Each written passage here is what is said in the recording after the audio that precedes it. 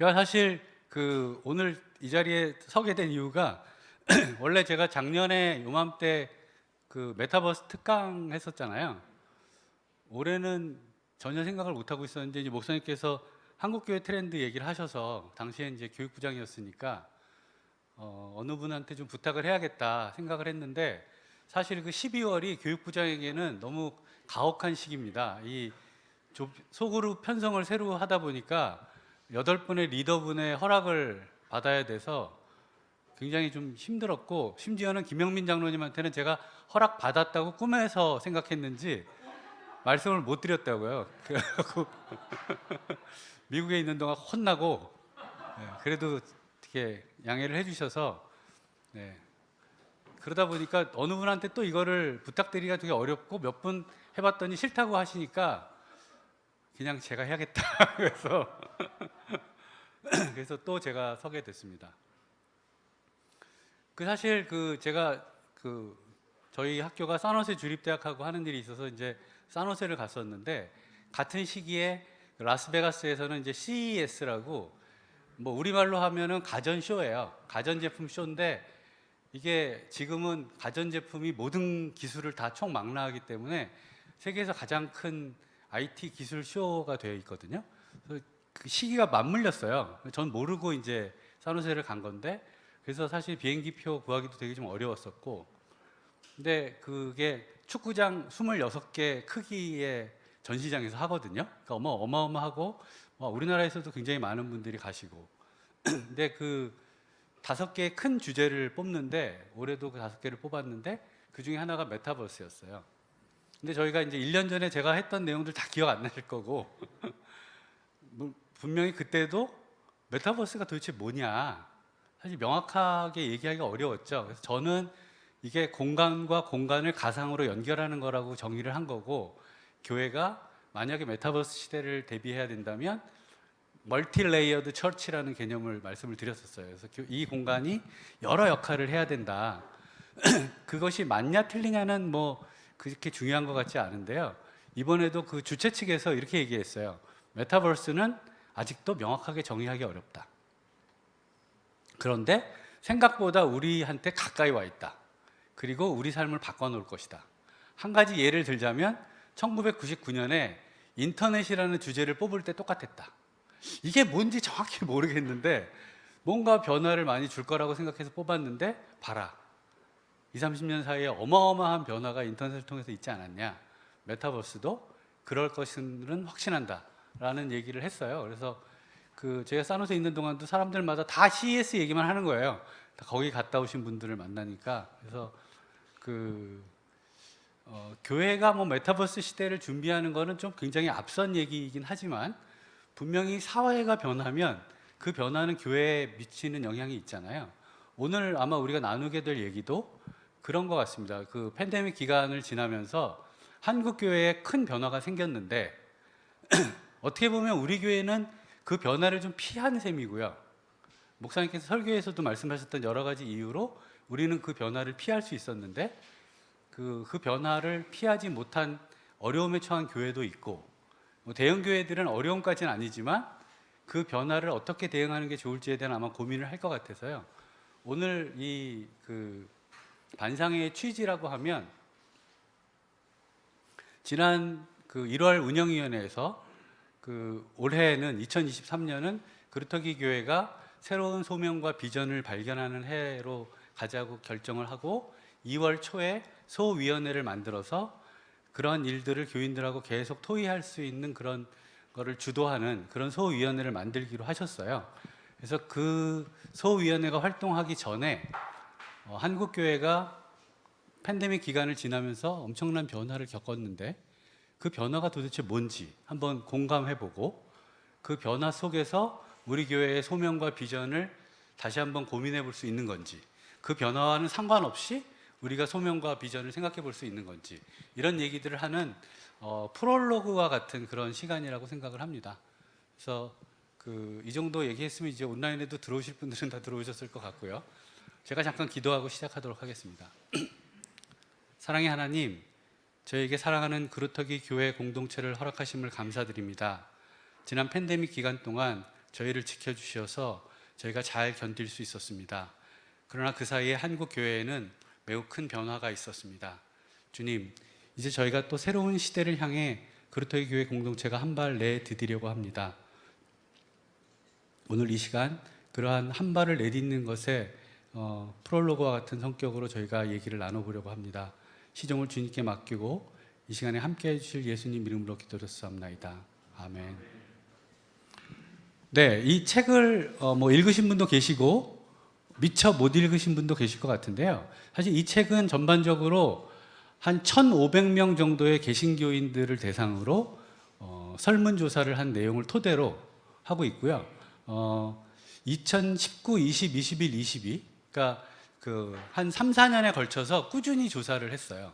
그래서 어떤 트렌드를 본 거죠. 그래서 이따가도 보시겠지만 어떤 숫자를 딱 34.1%다. 그럼 그게 높으냐 낮으냐를 저희가 논쟁하기보다는 그 추세라는 거죠. 내려오고 있는 추세이거나 올라가고 있는 추세라는 거에 좀 관심을 갖고 봐주시면 좋을 것 같고요. 이 책에 여러 챕터가 있는데 앞에 4개의 챕터가 있습니다. 그 4개의 챕터를 오늘 이제 중점적으로 말씀을 나눌 건데요. 좀 아쉽게도 그 4개의 챕터에 모두 영어 제목을 붙였어요. 근데 이해도 가요. 왜냐하면 한국말로 정확하게 딱 떨어지게 붙이기가 되게 어렵더라고요. 그래서 이 책에서 기술하는 방식은 먼저 그 설문조사에서 드러나는 현상을 소개하고 그 현상이 일어난 이유를 나름대로 분석을 해서 그것에 어떤 개념을 부여하는 그런 방식으로 하고 있습니다. 그래서 4개의 주제인데요. 그 4개의 주제를 저희가 하나씩 살펴보고 원래 제 목표는 한 15분 정도 그 4개의 주제에 대해서 설명을 드리고 나머지 시간을 사실은 그 4개의 주제에 대한 분석이 이 저자들에게 동의하실 수도 있고 또 이 저자들이 좀 나름대로 너무 주관적으로 해석했다고 느끼실 수도 있을 것 같아서 오늘의 목표는 이 4개의 주제에 대한 우리 공동체의 공감? 아마 다들 생각이 조금씩 다르실 텐데 그것들을 한번 모아보는 그런 시간을 가지려고 합니다. 그래서 오늘 제목은 한국교회 트렌드 2023 그리고 그루터기 교회 2023이라고 정했습니다. 다음이요. 글씨가 조금 작아서 잘 안 보이실 것 같은데요. 이것도 개선해야 될 부분이 되겠죠. 저희가 이제 올해 첫 번째는 플로팅 크리스천이라는 단어를 썼어요. 영어적으로 플로팅이라는 단어는 이렇게 좀 둥둥 떠 있는, 붕 떠 있는 그런 의미로 제일 많이 쓰고요. 사실은 저는 이제 컴퓨터 사이언스를 전공한 사람이니까 컴퓨터가 숫자를 정의하는 방법이 2가지가 있는데 하나는 고정 소수점 방식이라고 해서 픽스트 포인트라는 방식이 있고 그 다른 방법이 플로팅 포인트라고 해서 고정되지 않은 이라는 의미로 써요. 그래서 저는 전공이 그렇다 보니 이 플로팅이라는 단어를 처음 봤을 때 둥둥 떠 있다는 느낌보다는 고정되지 않았다는 그런 뜻이구나. 그럼 고정되지 않은 크리스찬이라는 게 도대체 뭘 의미하는 걸까를 생각하게 됐었거든요. 그래서 저는 굳이 제가 이제 다 4개에 대해서 한글 이름을 제가 붙였는데요. 첫 번째는 고정되지 않은 크리스천. 근데 그러면 좀 너무 이상하니까 자유로운 크리스천이라고 해봤어요. 이거는 제가 이제 설명을 드릴 텐데 동의하실 수도 있고 아니야 둥둥 떠 있는 게 더 맞아 이렇게 생각하실 수도 있어요.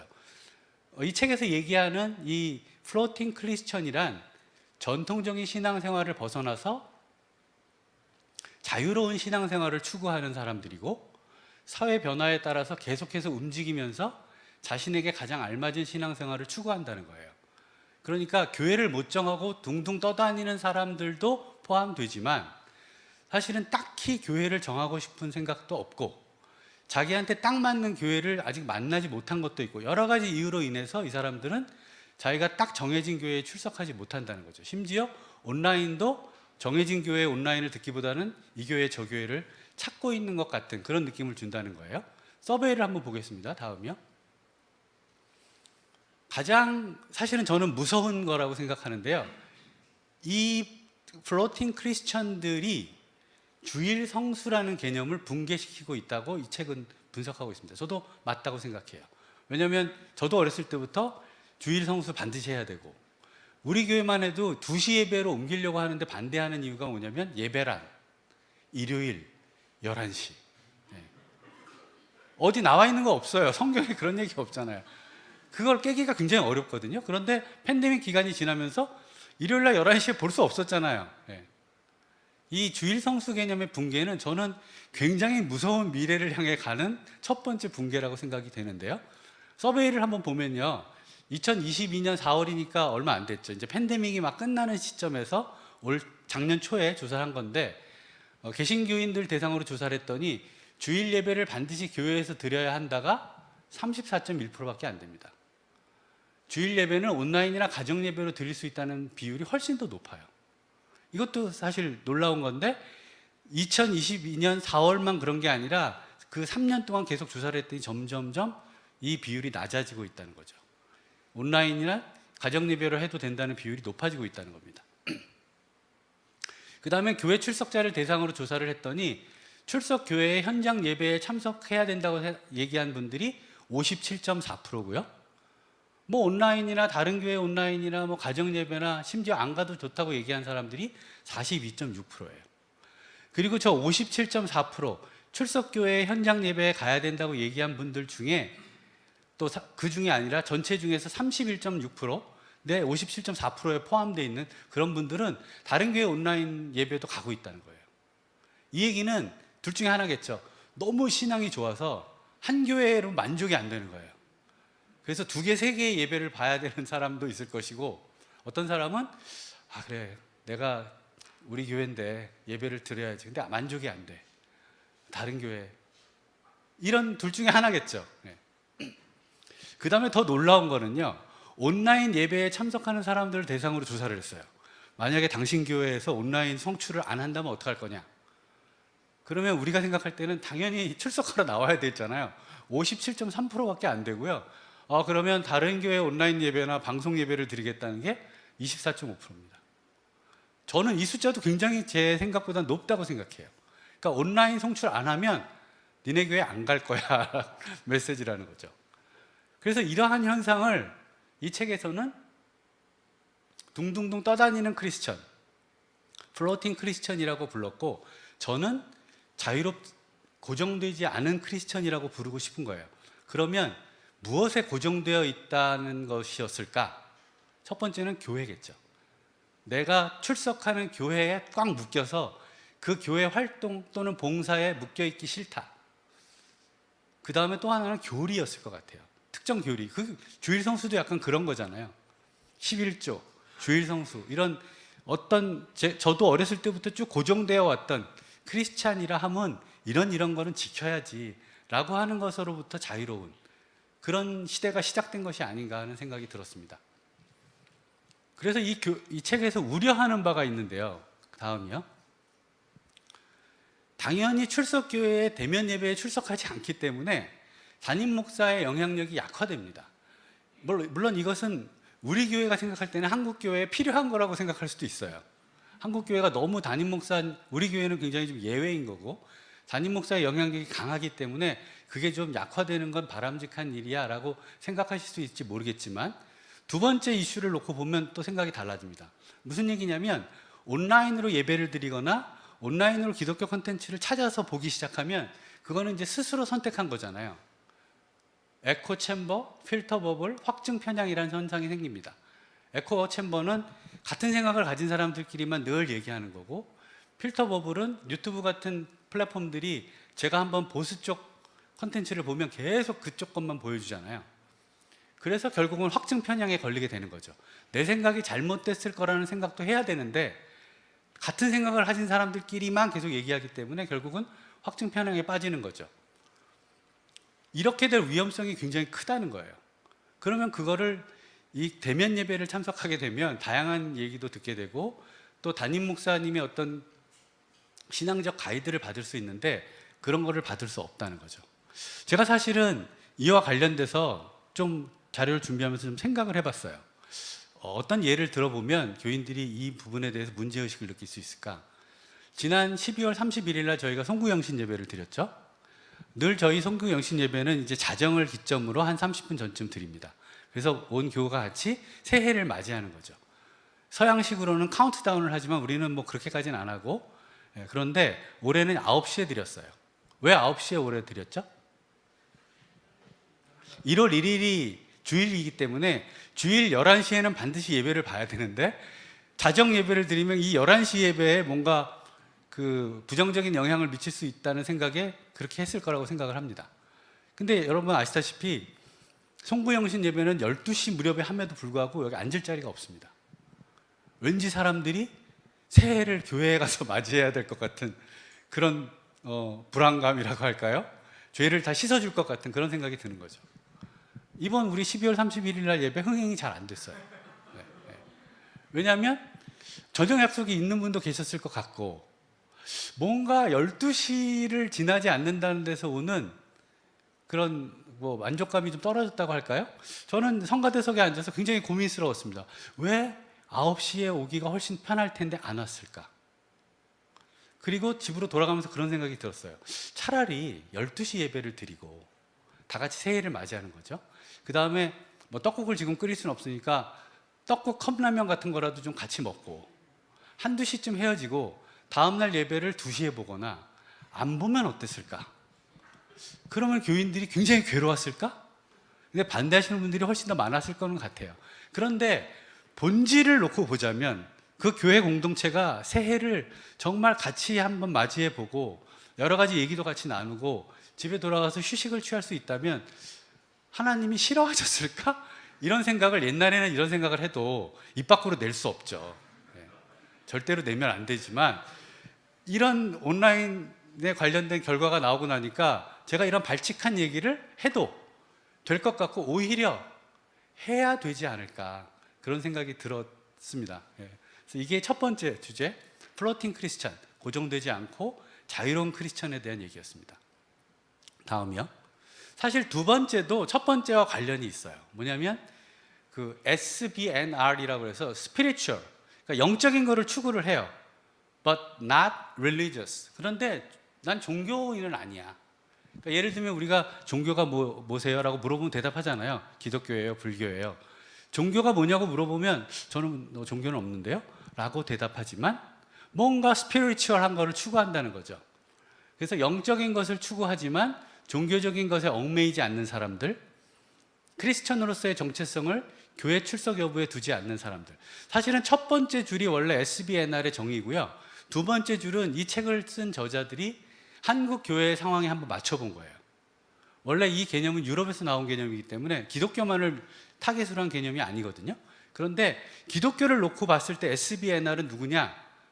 네, 하나님은 믿는데, 그러니까 크리스천의 정체성은 있다는 거예요. 그런데 교회 출석이 꼭 크리스천인지를 결정하는 건 아니야 라고 생각하는 사람들이 있다는 거죠. 그래서 저는 여기에 한국 제목으로 무종교 신앙인이라고 붙여봤어요. 신앙은 있는데 딱히 종교 활동을 하고 싶지는 않은 거죠. 다음이요. 네, 2005년에 The Spiritual Revolution이라는 책이 나왔는데요. 이 책이 만들어진 이유는 영국이 기독교 국가잖아요. 그런데 제가 읽겠습니다. 잘 안 보이실 테니까. 기독교 국가라 자부한 영국의 교회 출석 인구가 10% 미만으로 감소한 현상에 대해 연구하기 시작한 거예요. 기독교 국가라고 하는데 전 국민의 10%만 교회에 가는 거죠. 그런데 이 연구를 해보니까 종교기관을 중심으로 한 제도 종교가 아닌 개인의 영성 추구로 종교 지형 변화가 발견되더라는 거죠. 그러니까 사람들한테 조사를 해보니까 왜 교회를 안 가냐? 하나님이 없다고 믿기 때문에 안 가는 것이 아니라 그런 종교기관하고 엮이고 싶지가 않은 거예요. 만족스럽지 않거나 내가 생각하는, 내가 추구하는 바와 너무 다른 거죠. 하지만 여전히 나는 무신론자가 아니고 유신론자이고 뭔가 하나님이든 어떤 신이 내 생활의 삶에 개입하고 있다는 것을 믿는다는 거죠. 다음이요. 그럼 한국에 SBNR이 있는가를 조사를 해본 거예요. 이 사람들이. 그래서 역시 그 같은 조사인데요. 개신교인들을 대상으로 영적 체험을 하고 싶은가? 라고 물었어요. 그랬더니 전체 개신교인 중에 71.9%가 영적 체험을 하고 싶다고 대답을 했고요. 교회에 소속되어 있지만 현장 예배에는 오지 않는 사람들을 대상으로 물었을 때는 69.7%, 비슷하죠. 한 70% 정도가 교회에 나가던 안 나가던 영적 체험을 하고 싶은 거예요. 그리고 심지어 교회에 소속되지 않는 교인 중에도 절반은 영적 체험을 하고 싶은 거죠. 전형적인 SBNR의 형태를 보이고 있다고 할 수 있죠. 결론적으로 전체 개신교인 중에 교회에 출석하지 않지만 영적 체험을 하고 싶다는 사람은 34%나 됩니다. 제가 이제 뒤에 토론 주제에 붙여놨는데요. 그럼 도대체 영적 체험이라는 게 뭘까? 이거는 아마 다들 틀릴 것 같아요. 그래서 이거는 이제 제가 설명드리기보다는 한번 다들 좀 고민해 보셨으면 좋겠습니다. 그래서 이렇게 두 개, 플로팅 크리스천과 SBNR 두 개가 사실 묶여있는 하나의 현상이에요. 나는 기독교인인데 누가 물어보면 기독교인이라고 대답하고 하나님이 계시다고 믿는다고 대답하지만 교회에는 안 가요. 그 이유가 뭘까? 만족스러운 교회가 없을 수도 있고 교회에서 요구하는 것이 타당하지 않다고 느낄 수도 있고 아까 제가 얘기한 것처럼 본질보다는 11시 예배, 주일 성수 이런 거를 너무 강조하는 거에 대한 반발일 수도 있고 다양한 이유가 섞여 있겠죠. 그래서 1, 2번에 대해서 우리가 어떤 생각을 가질 수 있는지 저는 제 생각을 좀 담아서 설명을 드리고 있기 때문에 여러분들이 좀 다르게 생각하고 계시면 얼마든지 같이 생각을 나눠볼 수 있을 것 같습니다. 세 번째 주제로 가겠습니다.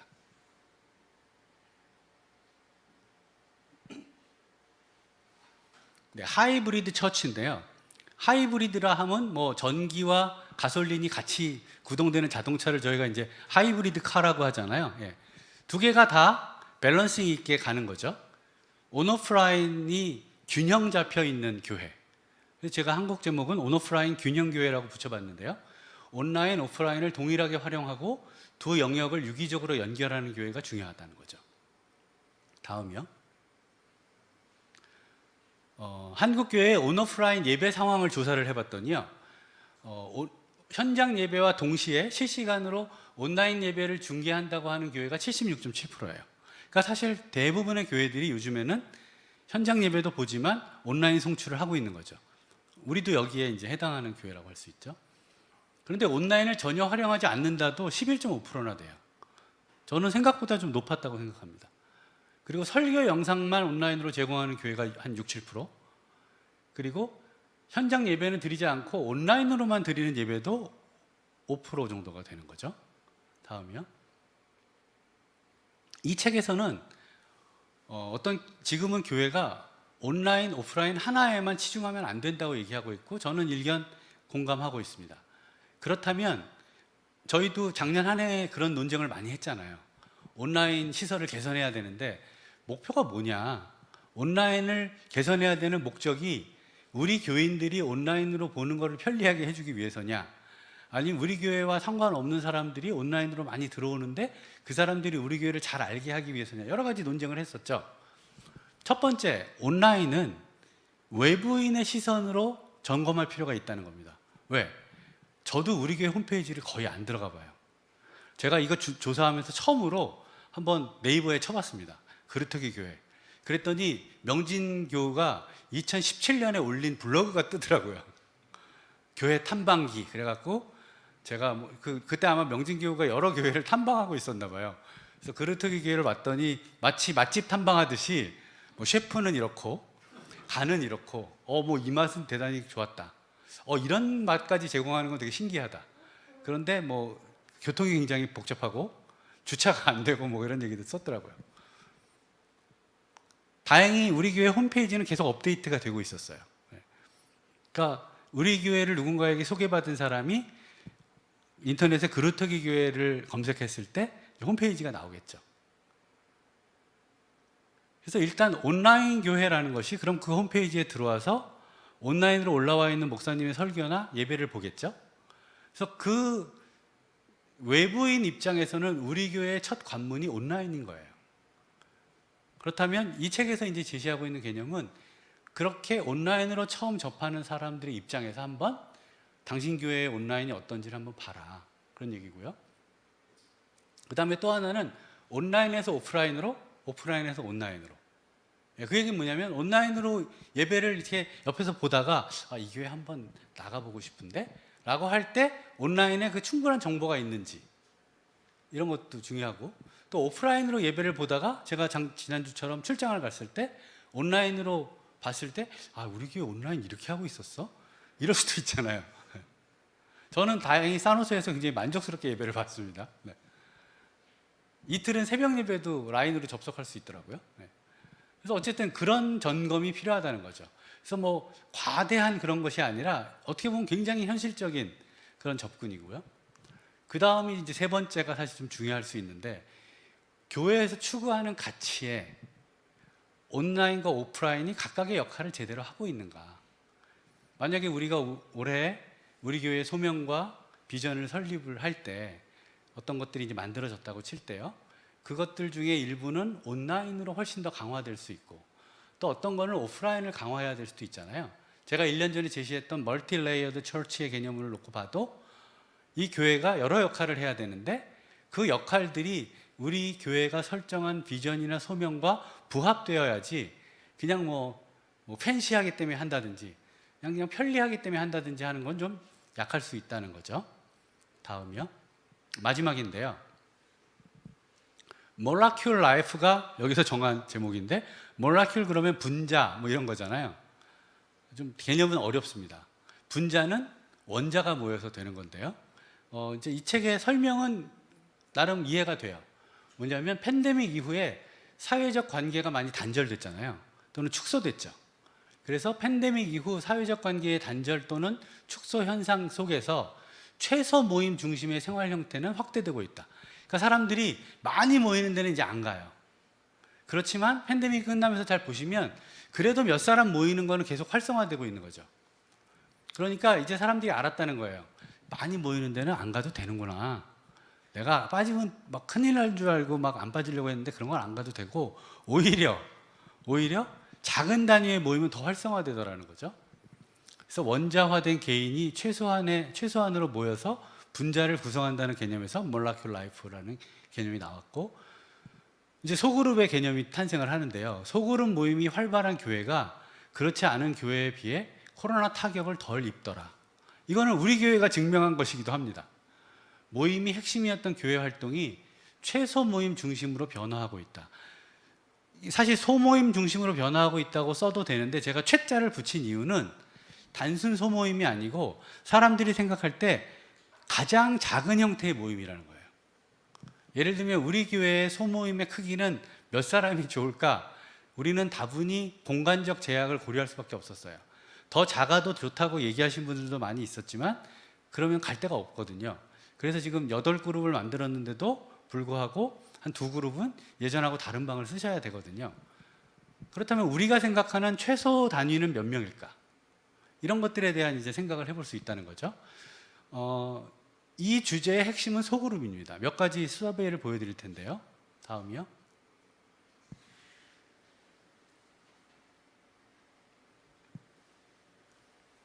네, 잘 안 보이실 수 있으니까 제가 한번 읽어보겠습니다. 소그룹 참석 정도에 따른 일상의 변화인데요. 자, 가족과의 관계가 좋아졌나? 라고 물었을 때 소그룹에 정기적으로 참석하고 있는 사람들 38%가 좋아졌다. 가끔 참석하는 사람들 중에 25.8%가 좋아졌다. 소그룹에 불참하는 사람들 중에 22%는 가족관계가 좋아졌다고 대답을 한 거예요. 차이는 있는데 사실 뭐 드라마틱한 차이는 아닙니다. 다만 소그룹에 참석하는 사람들이 가족관계도 좋아지고 있구나 라는 걸 알 수 있다는 거죠. 그 다음에 고립감이나 소외감이 좋아졌나? 줄었나? 라고 물었을 때 역시 소그룹에 정기적으로 참석하고 있는 사람 23%가 줄었다. 가끔 참석 17.8%가 줄었다. 불참자는 9.5%만 줄었다. 네. 어떤 추세가 보이죠? 불안이나 우울감이 줄었나? 네, 비슷한 추세고요. 분노, 짜증, 스트레스가 줄었나? 정기적으로 참석하는 사람 21%가 줄었고 불참하는 사람들은 9%만 줄었다는 거예요. 어쨌든 저는 이 서베이를 놓고 굉장히 좋아졌다고 얘기는 못 하겠더라고요. 다만 소그룹에 열심히 참석하는 사람들은 불참하는 사람들보다 좀 낫다 라고는 분명히 얘기할 수 있을 것 같아요. 그 다음에 마지막인데요. 출석교회 소속감을 물어봤어요. 그래서 강한 소속감을 느낀다라고 대답한 비율이 현장 예배에 참석하는지 안 하는지에 따라서 보니까 현장 예배에 참석하는 사람들의 45%가 강한 소속감을 느낀다라고 대답을 했고, 온라인 예배에 참석하는 사람 중에 21%가 강한 소속감을 느낀다고 했어요. 이건 너무나 당연하겠죠. 현장 예배에 참석하는 사람들일수록 교회에 대한 소속감은 당연히 높고, 온라인 예배가 완전히 대체할 수는 없는 그 소속감이 있다는 거죠. 그 다음에 소그룹 활동에 따라서 보면 소그룹에 정기적으로 참석하고 있는 사람들 중에 56.5%가 난 이 교회에 강한 소속감을 느낀다고 대답을 했습니다. 그러니까 현장 예배보다 더 높죠. 이것도 어떻게 보면 당연히 저희가 예상할 수 있는 거예요. 그러니까 온라인을 예배를 드리는 사람보다는 현장 예배에 오시는 분들이, 소그룹에 참석하지 않는 사람들보다는 소그룹에 참석하는 사람들이 더 교회에 대한 소속감이 높아지는 거죠. 그 다음에 거꾸로 소그룹 활동을 하는 사람들이 교회에 대한 그 현장 예배 참석률이 어떤지를 봤더니 소그룹에 정기적으로 참석하고 있는 사람들의 현장 예배 참석률은 76.9%, 굉장히 높은 편이죠. 이것도 어떻게 보면 되게 당연해요. 소그룹에 참석하고 있으니까 현장 예배에 와야지 소그룹을 참석할 거잖아요. 네. 그래서 어쨌든 결론적으로 소그룹 활성화가 곧 교회의 활성화고, 이것은 팬데믹 기간 동안 증명된 바이기도 하다. 또 우리 그루터기 교회가 증명한 바이기도 하죠. 뭐 닭이 먼저인지 달걀이 먼저인지는 알 수 없지만 소그룹 활동이 그동안 활성화되어 있기 때문에 팬데믹 기간 동안에도 교회가 잘 견딘 걸 수도 있고, 교회가 잘 견뎠기 때문에 소그룹 활동이 활성화된 것일 수도 있습니다. 어느 것이 먼저일지 모르지만 그 두 개는 뗄래야 뗄 수 없다는 거죠. 자, 제가 이 네 가지에 대한 설명을 이 정도로 마쳤고요. 다음 장을 보시면 우선은 여러분들이 하시고 싶은 얘기들이 우선이고요. 그 얘기들이 어느 정도 정리가 되고 나면, 만약에 시간이 남으면 이제 제가 이 주제들에 대해서 얘기를 해볼 생각이었는데, 시간이 남지 않는다면 그냥 여러분들이 하시고 싶은 얘기를 가지고 오늘 마무리해도 될 것 같아요. 아까 말씀드린 것처럼 제가 원하는 것은 이 네 개의 주제, 특히 앞에 1, 2번 플로팅 크리스천과 SBNR에 대한 여러분들이 책을 읽으셨을 때 느낌은 어떠셨는지, 제가 얘기한 것에 동의하실 수도 있고 또 다른 생각을 하실 수도 있으니까 그런 얘기들을 한번 나눠봤으면 좋겠습니다. 제 발표는 여기까지 마치겠습니다. 감사합니다. 지금 온라인으로도